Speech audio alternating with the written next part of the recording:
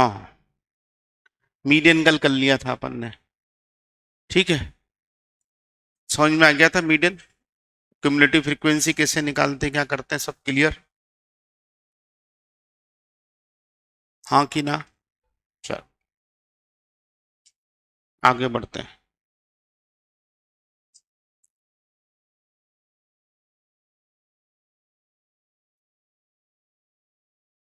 Median के बाद mode.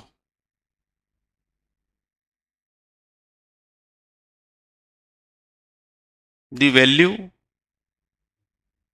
which is repeated highest times in the distribution is known as mode। वो value जो पूरे डिस्ट्रीब्यूशन में सबसे ज्यादा बार रिपीट होती है मोड कहलाती है। The value which is repeated highest times in the distribution is known as mode. ठीक। मीन कैसे निकालते हैं कि सारी वैल्यू का टोटल लगा के नंबर से डिवाइड कर दो, मीन आ जाएगा। मीडियन कैसे निकालते हैं कि सेंटर वैल्यू देख लो, कौन सी वैल्यू एग्जैक्टली सेंटर में आ रही है, जो वैल्यू सबसे ज्यादा सेंटर में आएगी वो मीडियन कहलाएगी। मोड के बारे में बोला जा रहा है कि जो वैल्यू सबसे ज्यादा बार रिपीट होती है वो मोड के। ठीक। और यही डेफिनेशन में लोचा हो जाता है। बात तो सेंट्रल टेंडेंसी निकालने की हो रही है, जिसका फ्रीक्वेंसी से कोई लेना देना नहीं है। तो मोड जिसने भी बनाया वो बोलता है कि सेंट्रल टेंडेंसी वो वैल्यू होगी जो सबसे ज्यादा बार रिपीट होगी, लेकिन इसकी कोई गारंटी नहीं है कि हमेशा सेंटर वाली वैल्यू ही सबसे ज्यादा बार रिपीट हो। पहली बात, कहीं भी हो सकती है, कोने वाली वैल्यू भी रिपीट हो सकती है।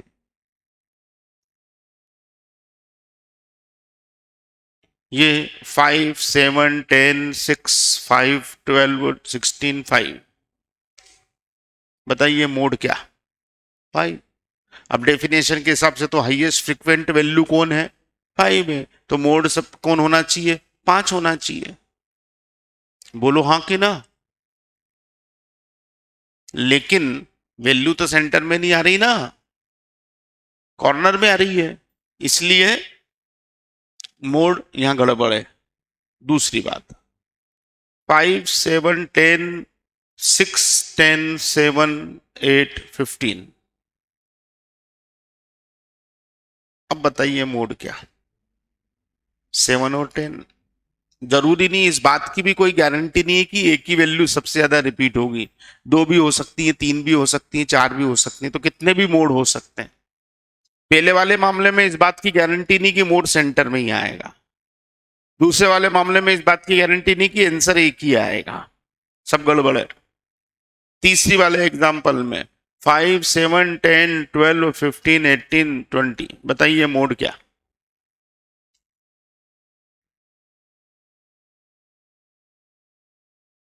इस बात की गारंटी भी नहीं कि आंसर आएगा ही सही। समझ में आ रही है ना बात?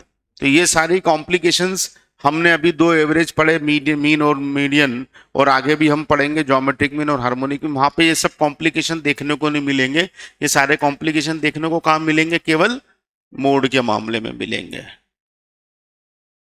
क्लियर? चलिए, इसलिए मोड बनाने वाले ने मोड तो बना दिया, उसके साथ उसने लिख भी दिया कि मोड एक इल डिफाइंड एवरेज है। क्या है? इल डिफाइंड, बीमार औसत है। तो ये प्रोफेसर यूल की जो पहली प्रॉपर्टी है, डेफिनेशन शुड बी क्लियर, उसको फॉलो नहीं करता है। मोड के हिस्से में प्रोफेसर यूल की 5 प्रॉपर्टी में से सिर्फ एक आती है, इजी टू कैलकुलेट, बाकी कोई नहीं आती। इसलिए मोड इन 5 में सबसे कमजोर औसत माना जाता है। सबसे स्ट्रांग कौन है? मीन है। और सबसे कमजोर कौन है? मोड है। चलिए साहब, अपने से कोई पूछे कि बेस्ट एवरेज कौन है, तो अपना जवाब होगा कि अरिथमेटिक मीन है। और सबसे कमजोर एवरेज कौन है? अनस्टेबल एवरेज कौन है? मोड है। तो it is known as mode, है ना। It is an ill defined average, ये एक इल डिफाइंड एवरेज है, because in some cases it cannot be determined and in some cases it can be obtained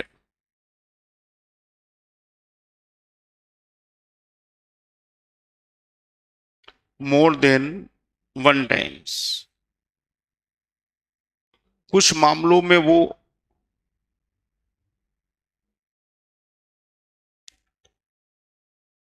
निकलते ही नहीं है और कुछ मामलों में वो एक से ज्यादा बार निकल जाता है, इसलिए मोड के बारे में बोला जाता है कि वो इल डिफाइंड एवरेज होता है। The value which is repeated highest times in the distribution is known as mode. It is an ill-defined average because in some cases it cannot be determined and in some cases it can be obtained more than one times। तो इसलिए हम उसको क्या बोलते हैं, कमजोर औसत बोलते हैं। अब डेफिनेटली डेफिनेशन से आपको लग गया होगा कि दो मामलों में, दो डिस्ट्रीब्यूशन में, अपन तीन डिस्ट्रीब्यूशन पढ़ते हैं, कौन कौन से, एक तो डिस्क्रीट पढ़ते हैं, एक डिस्क्रीट फ्रीक्वेंसी और एक कंटिन्यू। तो डिस्क्रीट के मामले में मोड निकालने के लिए कोई मेहनत नहीं करनी है, सीधा देख के निकल जाएगा, बोलो हाँ कि ना। डिस्क्रीट फ्रीक्वेंसी में भी मेहनत नहीं करनी, क्योंकि जिसकी फ्रीक्वेंसी सबसे ज्यादा वही एवरेज, वही मोड हो गया। तो दो डिस्ट्रीब्यूशन में मोड सीधे सीधे निकल जाता है, उसके लिए ना कुछ लिखना है ना कोई फार्मूला है, देख करके निकालना है। अब बचा कौन सा डिस्ट्रीब्यूशन, कंटिन्यूस, उसमें मोड को निकालने का एक फार्मूला बनाया गया है। तो लिख लेंगे हम, in case of continuous frequency distribution, in case of continuous frequency distribution, mode is calculated by the following formula। Mode जो है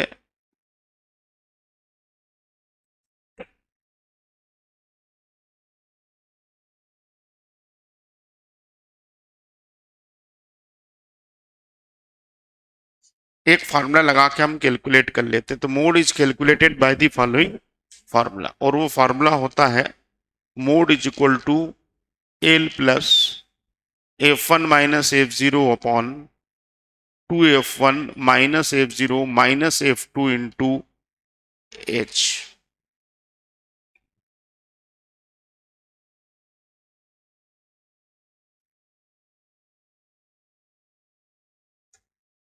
mode is equal to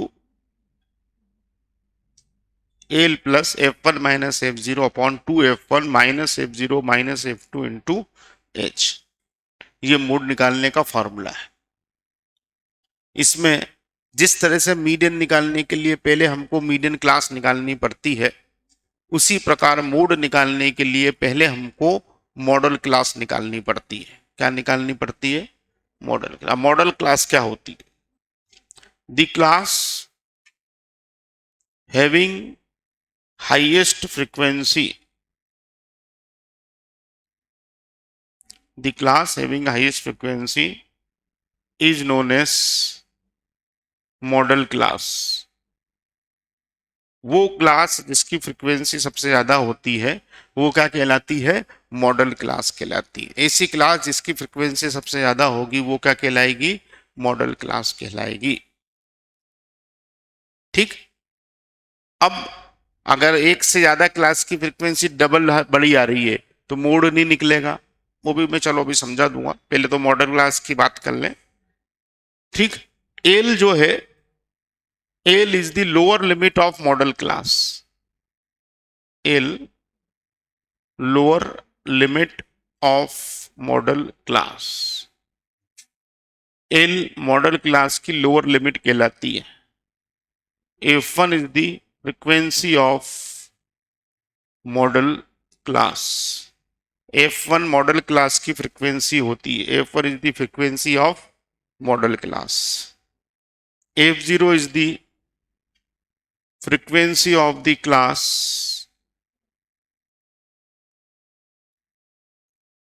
preceding the model class। F0 model class से पहले वाले class की frequency है and F2 is the frequency of the class succeeding the model class।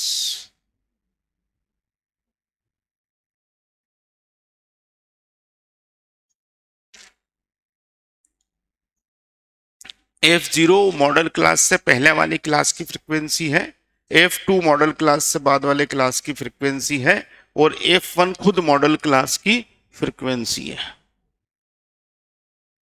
ठीक है,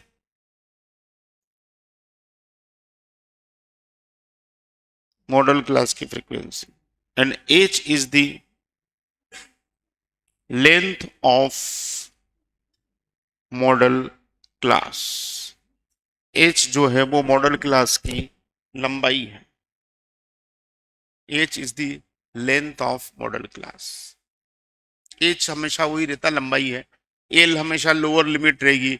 F1 model class की फ्रीक्वेंसी है, F0 उसके ऊपर वाली और F2 उसके नीचे वाली। इस तरीके से मोड जो है वो कंटिन्यूअस फ्रीक्वेंसी डिस्ट्रीब्यूशन में हम निकाल लेते हैं। आगे बढ़े, चलिए सर क्वेश्चन पे आ जाते हैं। Example number 1, calculate mode 5, 7, 10, 6, 12, 10, 24। Mode कितना लिख दूं? 10, क्योंकि 10 ही सबसे ज्यादा बार रिपीट हो रहा है।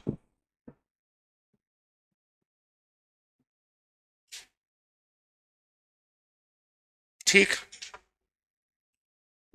5, 7, 10, 6, 12, 10 और 24 हाईएस्ट फ्रीक्वेंसीज, रिपीटेड 10 तो मोड हो गया। Example number 2, calculate mode.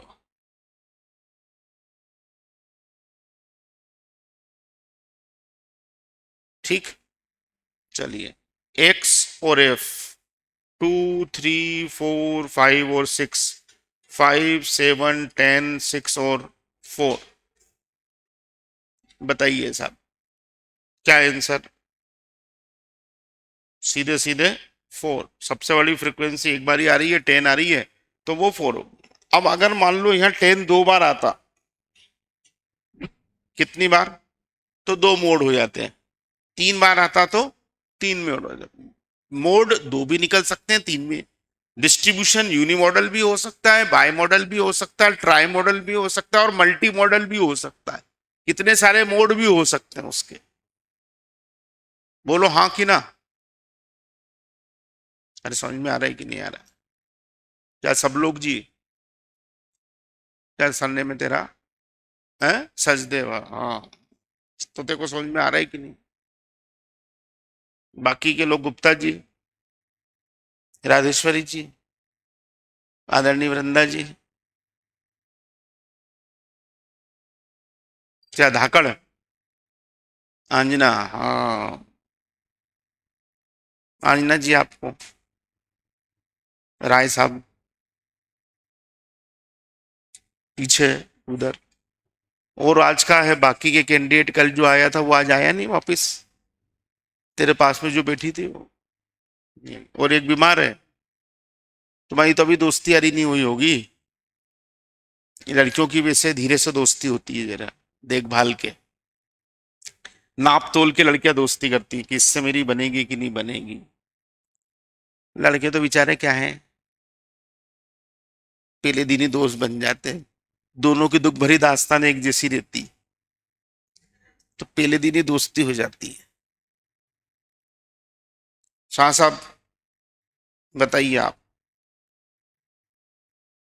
Mode बेचारा ऐसा एवरेज है, तो कभी तो निकलेगा नहीं, कभी दो दो तीन तीन आंसर हो जाएंगे, है ना, कभी कॉर्नर में चले जाएगा। अब आंसर कॉर्नर में आ रहा है, अपन बोल रहे हैं ये सेंट्रल टेंडेंसी है, तो डेफिनेशन में कंट्रावर्सी कितनी, विरोधाभास है डेफिनेशन में। तो इसलिए मोड के साथ गड़बड़ है। चलिए, ऐसे सारे मामले, बहुत सारे तो मामले नहीं है, रेयर केसेस में हम मोड का इस्तेमाल करते हैं जब हमको फ्रीक्वेंसी बेस्ड एवरेज निकालना होता है, या हमको दोहराव के आधार पर एवरेज निकालना होता है। खास करके रेडीमेड गारमेंट्स के बिजनेस में एवरेज साइज निकालनी है साहब। अभी शर्ट है, अब शर्ट की एवरेज साइज, अब शर्ट तो बनता ही 34 नंबर, 36 नंबर, 40 नंबर। अब आपने एवरेज साइज अगर 34.5 निकाल दी तो उस साइज का तो शर्ट ही नहीं मिलेगा मार्केट में। तो वहां पे ये देखा जाता है कि कौन से नंबर का शर्ट मार्केट में ज्यादा बिकता है, वही एवरेज साइज हो जाती है। 6 नंबर का जूता एवरेज साइज है, सबसे ज्यादा बिकेगा बाजार में।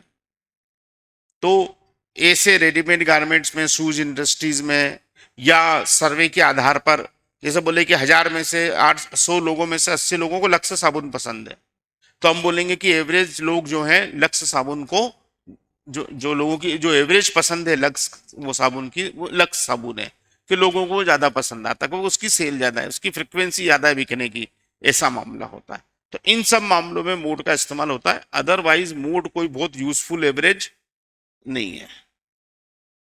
समझ में आया कि नहीं आया? चलो आगे बढ़े, नेक्स्ट तीसरे एग्जाम्पल पे आ जाए। Example number 3, calculate mode. Class frequency दे रखी है 0 to 10, 10 to 20, 20 to 30, 30 to 40 and 40 to 50। Frequency देखिए 4, 10, 12, 8 और 2। बताइए सबसे बड़ी फ्रीक्वेंसी कौन सी दिख रही है आपको इसमें अभी? हाँ,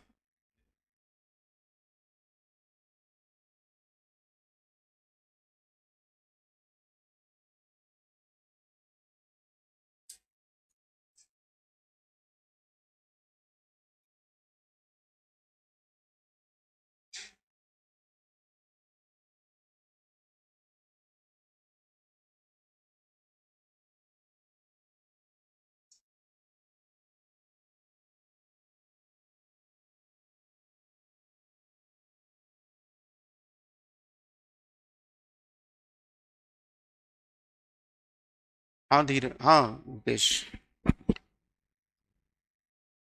आएगी अभी ओटीपी दूं क्या मैं? 1 मिनट रुकना है। हाँ,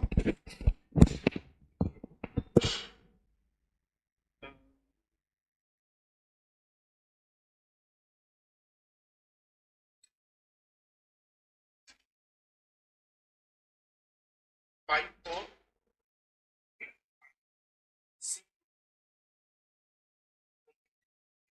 हाँ 4, नहीं मतलब पहले 2 डिजिट है, फिर 2 अल्फाबेट है, फिर 2 डिजिट।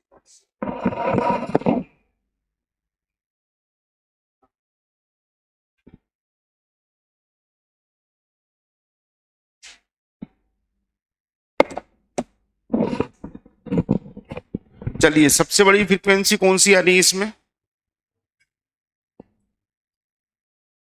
12 आ रही है, तो मॉडल क्लास हो जाएगी ये तो। This is the model class, बोलो हाँ कि ना। चलिए एल इसमें लोअर लिमिट हो जाएगी, एल कितनी ले लें? 20। एच बराबर कितना? 10। और एच लंबाई 12, F1 12 हो जाएगा, F0 ऊपर की 10 हो जाएगी और F2 नीचे की 8 हो जाएगी। देख लीजिए एक बार आप, ये ये F1 है, ये F0 है और ये F2 है। ये सब निकाल करके हमने फॉर्मूले में वैल्यू पुट कर देना है। F1 is the frequency of model class, F0 पहले वाली और F2 बाद वाली। चलिए तो मोड का फॉर्मूला लगा देते हैं। Mode is equal to L plus F1 minus F0 upon 2F1 minus F0 minus F2 into H। L की जगह पे 20, F1 कितना है 12 माइनस 10 और नीचे हो जाएगा 24 माइनस 10 फिर माइनस 8 इंटू 10। फिर से सॉल्व कर लो, देखो कितना आंसर आता है। 20 प्लस यहाँ भी 20 बचेगा और यहाँ 6 बचेगा। कितना आंसर फाइनली सॉल्व करने के बाद?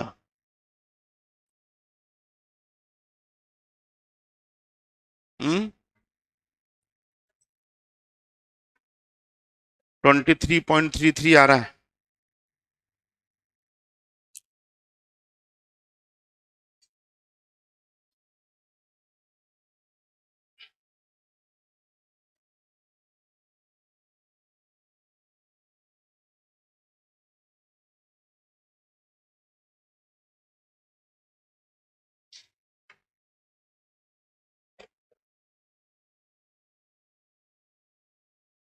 कितना आंसर निकला? 20 पॉइंट डिवाइडेड बाय 6 करेंगे तो यहां से कितना मिलेगा? 3.33 मिलेगा। तो 23.33 आ रहा होगा। 23.33 इज द आंसर।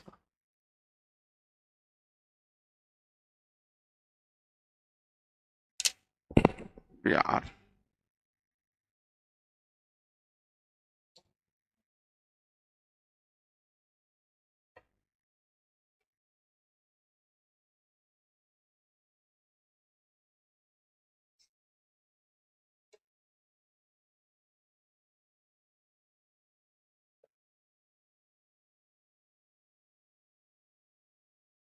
चलिए आ गया सबका। मूड निकालना आया कि नहीं आया ये बताओ सब। L, what is L? Lower limit of model class. F1 is the frequency of model class, F0 is the frequency of preceding class, है ना। F2 is the frequency of succeeding class. H length होती है हमेशा ही, ठीक रख देते हैं, answer निकल जाता है। तो mode is easy to calculate, mode के अंदर कोई समस्या नहीं है। अब इसमें जैसे ये फ्रीक्वेंसी दे रखी है, अभी अपनी फ्रीक्वेंसी थी 5 7 10 6 4, तो ये हाईएस्ट फ्रीक्वेंसी आ गई, तो ये तो मॉडल क्लास हो गई बीच वाली। अब अगर हाईएस्ट फ्रीक्वेंसी 2 बार आ जाए तो 2 मॉडल क्लास हो जाएगी। Mode can not be calculated in case of repeated highest frequency, mode can not be calculated. बोलो हाँ कि ना? भाई कैसे निकालोगे, कौन सी मॉडल क्लास लोगे? पहली बात, हाईएस्ट फ्रीक्वेंसी स्टार्टिंग में ही आ जाए। तो अब हाईएस्ट फ्रीक्वेंसी स्टार्टिंग में जाएगी तो मॉडल क्लास शुरुआत में मिल जाएगी। तो F1 तो मिल जाएगा, F2 मिल जाएगा, लेकिन F0 नहीं मिलेगा। तो यहां भी मोड कैलकुलेट नहीं होगा। इसी प्रकार अगर हाईएस्ट क्लास डिनोमिनेटर नीचे आ जाए, मतलब डिनोमिनेटर में तो क्या 5 7 10 12 और 15 आ जाए, तो इस केस में भी मोड कैलकुलेट नहीं होगा। 3 मामले में, एक तो हाईएस्ट फ्रीक्वेंसी रिपीट हो जाए, एक हाईएस्ट फ्रीक्वेंसी स्टार्टिंग में एकदम आ जाए, या हाईएस्ट फ्रीक्वेंसी एकदम एंड में आ जाए। तो इन मामलों में हम बोलते हैं कि mode can not be calculated. और उसके बारे में, उसकी सारी सारी की सारी गलतियों को ढकने के लिए पहले ही बोल दे, मम्मी नहीं बोल देती यार हमारा बच्चा तो पहले से ही बदमाश है। तो अब अंकल घर पे आए और अंकल को झापट मार दिया बच्चे ने, तो उसमें बच्चे की गलती नहीं है, तो बच्चे पहले से ही बदमाश। तो इसको कवर देने के लिए उन्होंने पहले ही बोल दिया कि उसकी डेफिनेशन जो है वो कमजोर है, इल डिफाइंड एवरेज है। 3 एवरेज हो गए साहब।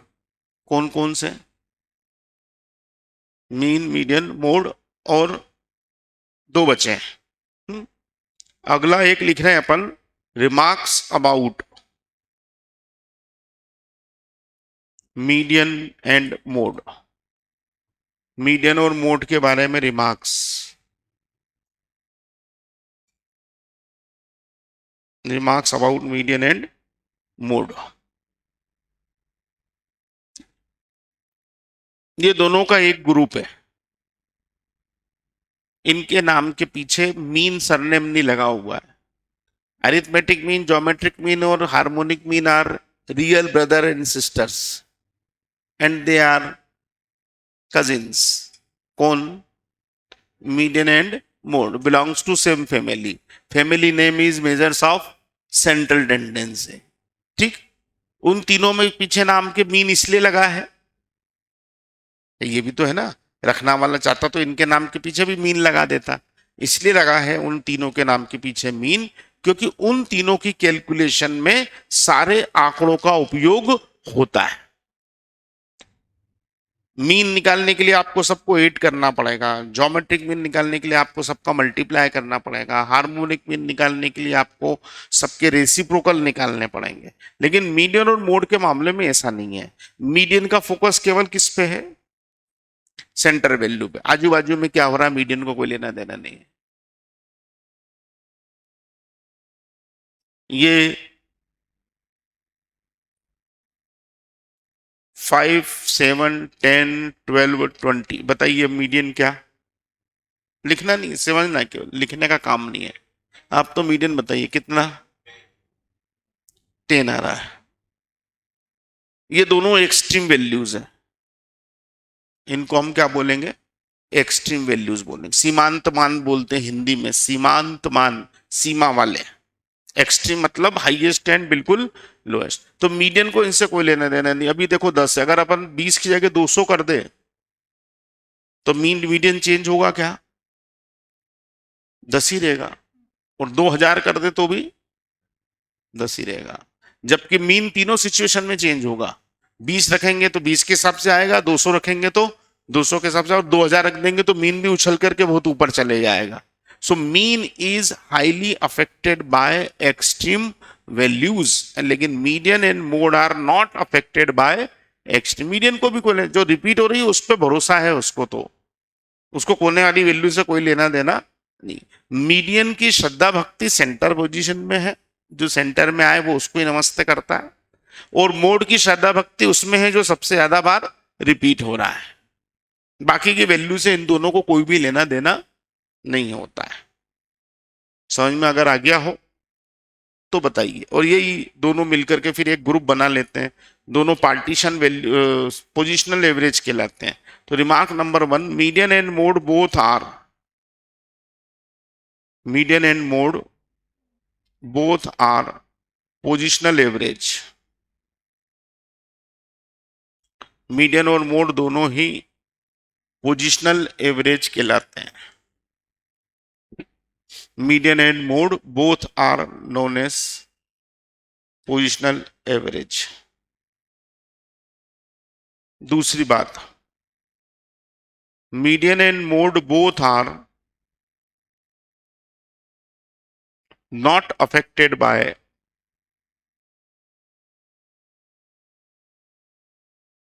extreme values।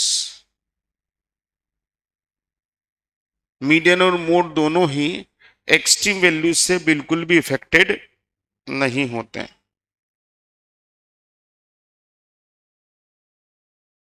अच्छा अच्छा, लिख लिया तुम लोगों ने? Median and mode both are affected by extreme values. तीसरे नंबर पे आ गए, median and mode both are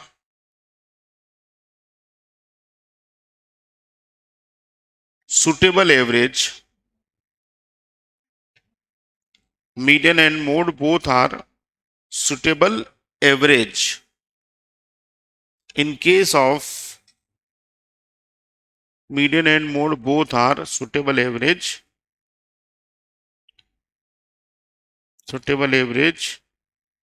in case of open end classes। Median और मोड दोनों ही ओपन एंड क्लास के मामले में सुटेबल एवरेज कहे जाते हैं। ओपन एंड क्लास से मतलब है, अभी बता देता हूं, लिख लो जरा पहले। पहला पॉइंट तो हमने लिखा कि median and mode both are positional average, तो उनको पोजिशनल एवरेज बोला जाता है। हमसे पूछे how many measures of central tendency, तो हम बोलेंगे 5। हाउ मेनी न्यूमेरिकल एवरेजेस, तो हम बोलेंगे 3, arithmetic mean, geometric mean, harmonic mean. How many positional average, हम बोलेंगे 2, median and mode. How many simple averages, तो हम बोलेंगे 3, mean, median, mode. Geometric mean और हार्मोनिक मीन को सिंपल एवरेज नहीं माना गया है, नॉट इजी टू कैलकुलेट उस समय के हिसाब से, अभी से नहीं, उस जमाने में उनको कठिन एवरेज माना गया है। चलिए, तो ओपन एंड क्लास, तो मीडियन और मोड पोजिशनल एवरेज हो गए। मीडियन और मोड दोनों एक्सट्रीम वैल्यू से बिल्कुल भी इफेक्टेड नहीं होते हैं, और ओपन एंड क्लास के मामले में वो सुटेबल एवरेज कहे जाते हैं। अब ओपन एंड क्लास की कहानी क्या है वो मैं आपको अभी समझा दूंगा। पॉइंट नंबर 4 पे आ गए। Median and mode both are, median and mode both are, median and mode both are suitable average, both are suitable average for qualitative data। median and mode both are suitable average for qualitative data. Median और mode दोनों ही qualitative data के मामले में suitable average कहे जाते हैं। अब qualitative data क्या होते हैं? डेटा दो प्रकार के होते हैं, एक क्वांटिटेटिव और एक क्वालिटेटिव। एक गुणात्मक होते हैं और एक संख्यात्मक होते हैं। तो संख्यात्मक के लिए तो सारे एवरेज है, वेरिएबल होते हैं, मेजर होते हैं, किसी न किसी यूनिट में लिखे जाते हैं, तो उनके लिए सारे एवरेज है। लेकिन गुणात्मक के लिए कोई एवरेज काम नहीं करता, मीडियन और मोड भी नहीं करते हैं। लेकिन कभी कभी कुछ मामलों में, इन सम केसेस, कुछ मामलों में मीडियन और मोड का उपयोग हम क्वालिटेटिव डेटा के मामले में एवरेज के लिए कर लेते हैं। ऐसा। पांचवी बात, median and mode both are calculated graphically. Median और मोड दोनों ही ग्राफिकली कैलकुलेट हो जाते हैं, ये इनकी एक और खासियत है। Both are calculated graphically. Median is calculated, median is calculated with the help of cumulative frequency curve। Median को हम क्यूमुलेटिव फ्रीक्वेंसी कर्व की सहायता से, जिसका दूसरा नाम है ogive curve, median is calculated with the help of cumulative frequency curve और ऑगिव कर्व। मीडियन को हम क्यूमुलेटिव फ्रीक्वेंसी की सहायता से, क्यूमुलेटिव फ्रीक्वेंसी कर्व की सहायता से, या जिसका दूसरा नाम क्या है, ऑगिव कर्व की सहायता से निकाल लेते हैं, कैलकुलेटेड ग्राफिकली, है ना, ogive curve. Mode is calculated,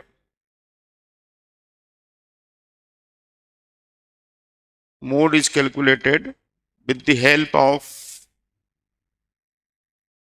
histogram। Mode को हिस्टोग्राम की सहायता से और मीडियन को ऑगिव कर्व या क्यूमुलेटिव फ्रीक्वेंसी कर्व की सहायता से निकाला जाता है। दोनों ही एवरेज ग्राफिकली हम कैलकुलेट कर सकते हैं। ठीक। अब ग्राफ बनाने को एग्जाम में आएगा नहीं, अपना ऑब्जेक्टिव टाइप पेपर होने वाला है, तो उसमें अपना कोई पूछेंगे कि भाई ग्राफ बनाओ, वो आएगा नहीं। लेकिन अगर हम ये बोलें कि कौन सा क्वेश्चन पिछले 10-12-15 सालों में सबसे ज्यादा बार पूछा गया है, तो वो क्वेश्चन ये है कि किस ग्राफ की सहायता से आप मीडियन कैलकुलेट कर सकते हैं। उस ग्राफ का नाम है क्यूमुलेटिव फ्रीक्वेंसी कर्व और ऑगिव कर्व। या वो पूछ लेते हैं कि ऑगिव कर्व या क्यूमुलेटिव फ्रीक्वेंसी कर्व की सहायता से आप कौन सा एवरेज निकालोगे, तो उसका जवाब है मीडियन। इसी प्रकार मोड को भी हम हिस्टोग्राम की सहायता से कैलकुलेट कर सकते हैं। ठीक है साहब, क्लियर हुआ सबको? अब ओपन एंड की बात भी कर लेते हैं। ये क्लास इंटरवल दिया हुआ है, ये फ्रीक्वेंसी दी हुई है, हमको लिखा गया है <10, 10 से कम, फिर 10 to 20, फिर 20 to 30, फिर 30 to 40, इस तरह से, और फिर more than 40। फ्रीक्वेंसी दे रखी 6, 10, 12, 8, 2। तो इस प्रकार के डिस्ट्रीब्यूशन को स्टैटिस्टिक्स में क्या बोला जाता है? Open and interval. Open and क्यों बोल रहे हैं? अपने को देख के समझ में आ रहा होगा। ऊपर वाला क्लास इंटरवल ओपन है, अपर लिमिट 10 दे रखी है, लोअर लिमिट नहीं मालूम है। नीचे वाला भी ओपन है, लोअर लिमिट 40 मालूम है, अपर लिमिट कहां जा रही नहीं मालूम है। तो इस केस को हम बोलते हैं ओपन एंड क्लास इंटरवल। और mean open and class interval में कैलकुलेट नहीं हो पाता है। ये इसलिए निकल जाते हैं क्योंकि इनको पहले वाली क्लास से और आखिरी वाली क्लास से कोई भी लेना देना नहीं होता है। भाई हाईएस्ट फ्रीक्वेंसी अगर बीच में कहीं आएगी तो मोड निकल जाएगा, और मीडियन तो हमेशा ही निकलता सेंटर में है। मीडियन क्लास आप निकालने जाओगे तो अभी ये आ जाएगी मीडियन क्लास, और यहीं सब कुछ निकल जाएगा। तो इनको क्या ऊपर वाली वैल्यू और नीचे वाली वैल्यू से कोई लेना देना नहीं होता। तो इस प्रकार के क्लास इंटरवल को हम क्या बोलते हैं? ओपन एंड क्लास इंटरवल बोलते हैं। ये जो 4-5 बातें जो मैंने आपको अभी लिखवाई हैं, इन चारों बातों पर मीन कमजोर पड़ जाता है। जैसे वो पोजिशनल एवरेज नहीं है, ये है। जैसे वो एक्सट्रीम वैल्यू से हाईली इफेक्टेड होता है, और ये एक्सट्रीम वैल्यू से बिल्कुल भी इफेक्टेड नहीं हो रहा है। जैसे वो क्वालिटेटिव डेटा में कहीं भी काम नहीं आएगा, लेकिन ये दोनों का कहीं ना कहीं किसी न किसी जगह पे क्वालिटेटिव डेटा में इस्तेमाल कर लिया जाता है। जैसे वो ग्राफिकली कैलकुलेट नहीं हो पाएगा कभी भी, लेकिन ये हो जाते हैं दोनों। कौन दोनों? मीडियन और मोड। तो इस तरह से जिन जिन जगहों पर ओपन एंड क्लास इंटरवल में मीन नहीं निकलेगा, लेकिन ये दोनों निकल जाएंगे। तो जिन जिन जगहों पर मीन कमजोर है, उन उन जगहों पे ये दोनों मजबूत है, इसलिए इनको पढ़ा जा रहा है। तो ये इनकी एक्स्ट्रा फीचर्स हैं दोनों के। हमसे पूछ लिया कि कौन सा average open and class interval में सुटेबल होगा। अब ऑप्शन में दे रखा है mean, median, geometric mean, harmonic mean, तो हम बोलेंगे मीडियन। ऑप्शन में दे रखा है mean, median, median, mean, median mode and median and mode both, तो फिर हम बोथ पे चले जाएंगे। लेकिन हमको अगर दोनों में से किसी एक को चुनने की बात आएगी तो पहले नंबर पे किसके साथ जाएंगे? मीडियन के साथ जाएंगे, because median is most powerful than mode. Median की स्थिति थोड़ी ठीक है उससे। समझ में आ रहा है कि नहीं आ रहा है मामला? और बोथ का अगर ऑप्शन आएगा तो पहली फुर्सत में किस पे जाएंगे? बोथ पे जाएंगे। लेकिन बोथ का ऑप्शन नहीं है तो फिर इसमें मीडियन। कौन सा एवरेज हिस्टोग्राम से निकलेगा? तो मोड निकलेगा। कौन सा एवरेज ऑगी कर्व से निकलेगा? तो मीडियन निकलेगा। तो इस प्रकार से जो मैंने लिखवाए तो आपको पॉइंट केवल 5 है, लेकिन क्वेश्चन इसमें कई सारे बन जाते हैं, थ्योरेटिकल क्वेश्चन जो कि हमारे सब्जेक्ट में पूछे जाते हैं और पूछे जाएंगे। समझ में आ रहा है कि नहीं आ रहा है मामला? इसलिए ये, और ये ऐसी बातें हैं जो मीन के अंदर नहीं है। मीन की अपनी खासियतें अलग है,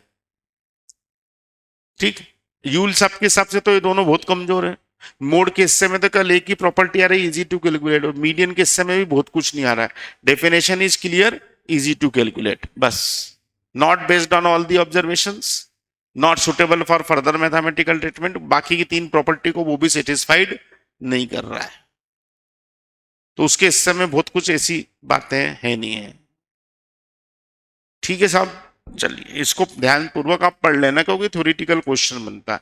अब मैं एक क्वेश्चन आपको होमवर्क के लिए दे रहा हूं, आप उसको करके लेके आएंगे।